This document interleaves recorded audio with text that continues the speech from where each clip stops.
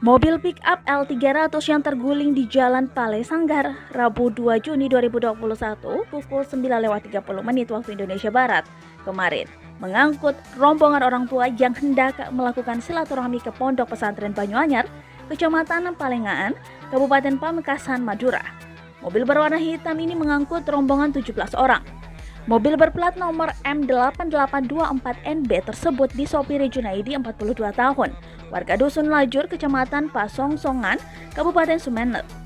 Kapolsek Pegantenan, AKP Haji Junaidi mengatakan tujuan rombongan dari Sumeneb itu ke Ponpes, Banyuanyar, Pamekasan untuk melakukan sowan atau silaturahmi ke pengasuh pondok pesantren.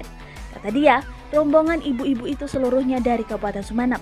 Sedangkan berdasarkan informasi yang dihimpun tribunmadura.com dari warga setempat, rombongan yang naik mobil pick-up bak terbuka ini hendak mengantarkan anaknya yang ingin mondok di Pondok Pesantren Banyuanyar.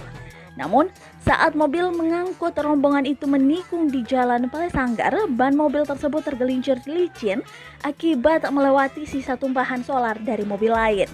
Menurut dia, tumpahan solar itu dari tangki mobil lain yang bocor, sehingga mobil pick-up tersebut melewati jalan tersebut licin saat mengenai ban belakang.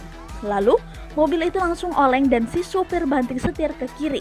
Yang menjadi korban dari kecelakaan tunggal ini sebanyak 13 orang, 8 orang dirawat di Puskesmas Larangan Padung, dan 5 orang dirawat di RSUD Dr. Haji Slamet Marto Dirjo, Pamekasan, ujarnya.